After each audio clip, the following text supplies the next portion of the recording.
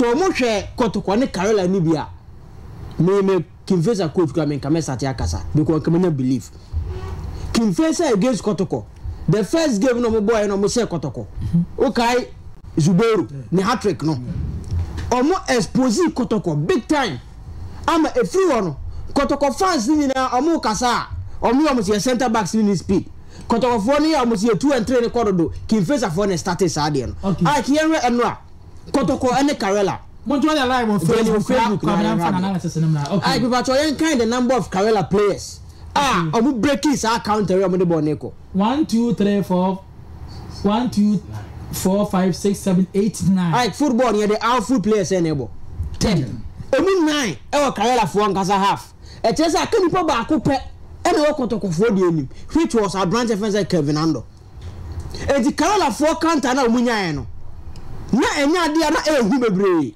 because 9 players were more nkasa half okay so okay Kotoko there na omo na Kotoko there 7 1 2 3 4 5 7 aka me bato yenko picture number 4 na afi ento aso enti a chel say Kotoko onipa 3 na wo machire ho e na Karela onipa ba akopɛ enti say Karela pass ball na Kevin Ando against 3 Kotoko defenders there then you expect say Kotoko for no ebe yire Abrante versus Kevin Ando na omagebo na finisem okay but once again the marking of Asante Kotoko especially with the high line expose omo Ike say unya situation bi say ya Kevin Ando and Asante or set it off and all how between 2 Kotoko defenders 2 Kotoko center backs or Dimrika Eko Castle mind back Koye Kotoko ne has Koye Abrante versus Patrick Razak how around the center circle or take it off the same thing similar thing in the CN I say ya defenders ade aya attack catch you mo say samuya 2 na so opponent near 1 sa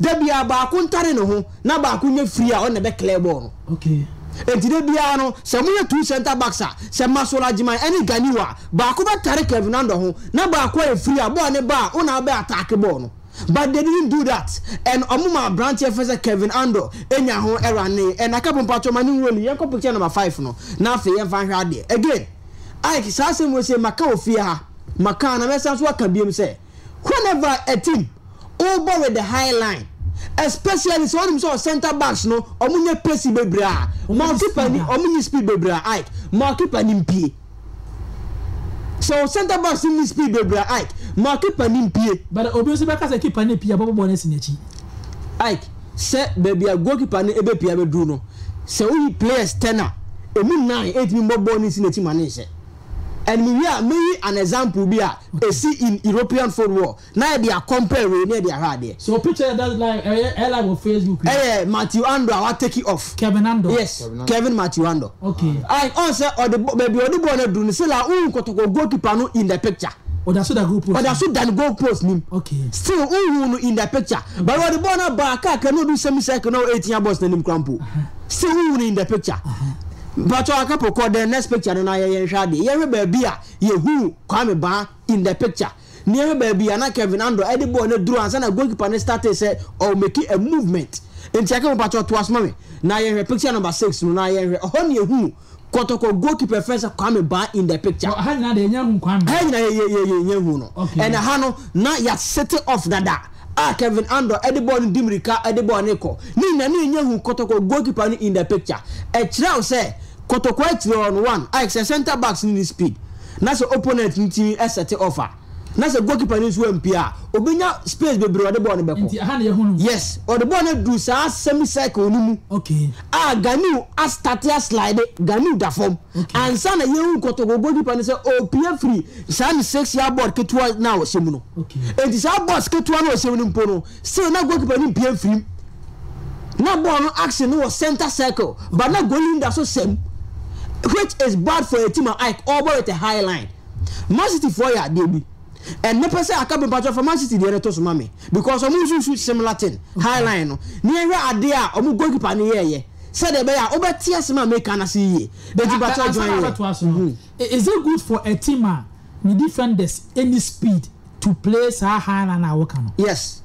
So omu goalkeeper obe act as a sweeper keeper befa. Oh, okay. Nicolas Sule only speed, but buying for boy with a high line because Manonia ebe act as a sweeper keeper. Okay. Karela Piqué ni speed in yet. But Bassa for ball because Tessé be act as a high line. Okay. Ruben Diaz only speed baby. But Man City for ball because Ederson Moraes ebe act as the sweeper keeper. Like we Man City and Manchester United and on ball. Okay. Ball no every Man City for half for no. Here be a Man City goalkeeper no ababe koto. Center line no. Oh no ababe koto. It is a man you for no point account and I'm or how to clear it. Wababa do center line hole. Keep on no. Because on the team in the ball with a high line and to be to complement it. So keep on about saying, I saw a Man United player. Not a moon account. I would mean you put more said that. Okay. And so over bonus Musua, over you say, hey, keep a me book crumple befa, and to bet train bonus so. Many players no crumple in your home about the cover. It is over with the highlight. Sadly, we say they also here. I cause all your cook one from a quan count. And all your fishing one from a quan count. And ye, once I over with the highlight, now you saw center backs no, a bumble come your suspect no, I was so automatically who goalkeeper number ever save room, and to goalkeeper number pay act as a super keeper. A cabin hour after Sabalola. Kotoko started better last season, no Ike. Number not complete or peer because some of us are. Mobo highline na keeper na act as a super keeper emfa. Okay. Enya Alabaro starting na mafo so opie do e bi onu so jai pie no. So jai pie mistake say no it will continue happening. Kotoko against us of folk similar thing is here. Kotoko yes. And this game so similar to Nessie and to where you judge the man the goalkeepers show of Kotoko on starting the goalkeepers in Nkasa and no account be any mass penalty and as a red card no a buy for branch offense is Maganu. Now you go now Kotoko a consider. I come about my picture number 7 no now I find ready. You check him how Kotoko a fast so or mu consider or mu go. We no the Okama Semetiasia yeah. Kotoko goalkeepers no also act as sweepers. Yes. Knowing very well say Kotoko air body high line. Center back so need speed. Any speed. And then only any option. So to play safe no. Only speed there. Why do you play the high line?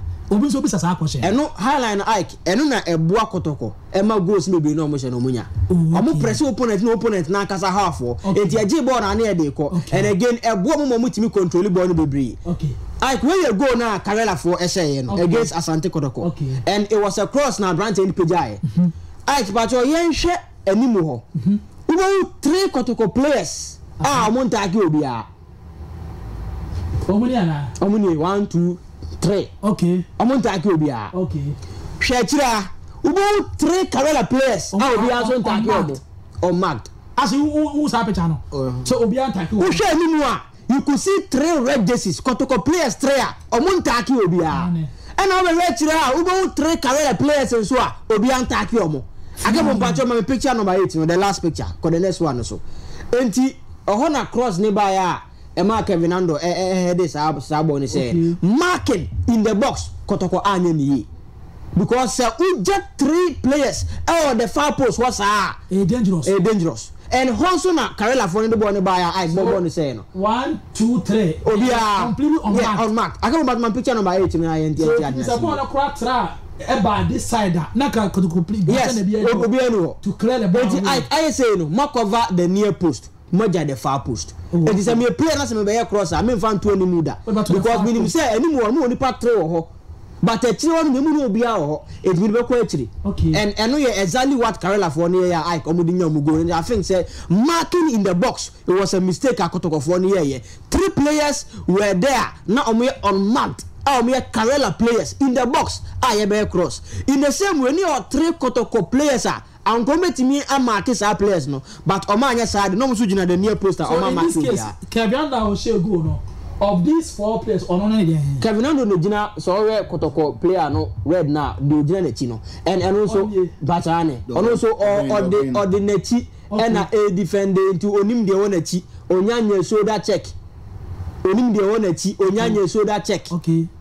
By Colon say we no what we blame Kwan Bank kakra because can the goalkeeper be blamed? Yes, well I'm sure why. Okay. Baby o jina no I say wo no e shout communication say zona marking am we ne moa also we close marking. Okay. And especially Moro Oh, maybe a born no eba no. I was some more ogyina ho bi. Yes. And I'm defend 3 players obi any. Obi any ho bi. On mark 3 players. But I mean some problem e was hard any year. Sa omu go no. Omu go no. Against us folk. You hunu Kotoko defenders na omu kosa me boa. And I got to see Patrick Kwazako. Onu gyina okwa no America dada. Na wasa man gap. The same thing is says in Iraq. So yeah, na assistant coaches, you know, what do I don't know catch Coach Prosper because yeah, I'm assuming I expect Coach Prosper na assistants and say on beti almost say come back and now come back beti almost say mum actually but say atwaso baako mienu miensa and as on we don't go no any record difference mo enya ha na meka record the record incident record ni there obeka say defenders no e catch more including Coach Prosper Goviti yeah also otia said 4 back the reason why we know baby a Prosper ejira no any ball na eyesa no on say na orgofo no no na de ball ni ko na akonfo wi omo akonfo wi omo wi no eno ase ade bako hu say e ma 4-5 no e breye eye masola jiman no so unim eno you know why me the Prosper be mu no against us folk Gani yinumu eko no amu ko yeah ana esakoti be akire ejebo no free Gani usem ano ko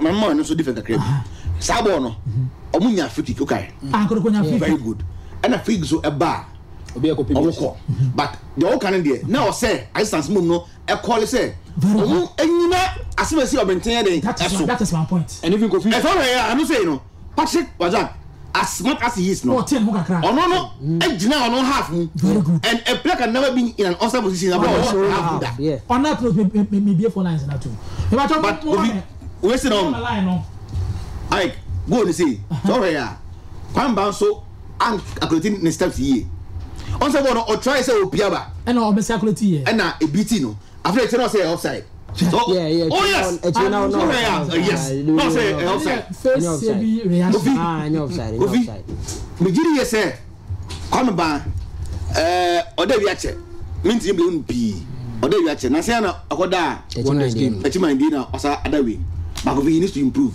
then o ye as I say oh yes ero ni wi no on say eno say go the bo bi che afterwards no we be some 3-4 point blank 6 yeah na I know she but still no all work as a ball no o man back passer na o control na ehun e mate nti on work on that say to hini che yebo ase let's all support our beloved team Asante Kotoko. They did well playing 10 men for more than 17 minutes. Greetings to you all and your crew. I'm watching live from Pennsylvania, US of A.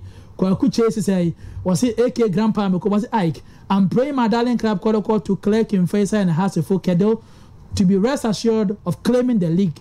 Greetings to Isaac Kwesi Buama, air conditioning specialist opposite Hotel Castle Gandolf another the daddy swaba Gandolfo Gandolfo o say Wi-Fi ya Matthias here maybe a honorable feeling 0545 809543 05 45809543 but my friend now so team I join here 0545 809543 Asgard Royal Travel and Sports Consort medical can was and I miss to be Opa koye jumo baby dia Asgard. Okay, hello. Yeah, Mr. Good afternoon. Yes, sir. Yo, Karabawan, you book room. Mami to Karabawan. Mr. Ike, and run you see and Kotoko Chita ni bi ampantunechi. You say ball no there say win lose or draw. Nti say anya draw ye mpana sa if say Karela ya tino money je so akwache pa. You say last season ye na ko break omo je so on. No home so many years so be antimi say omo Kotoko na akose omo nti no sani so ni o ka no. Omo di kan premium ni nyina mo nya win.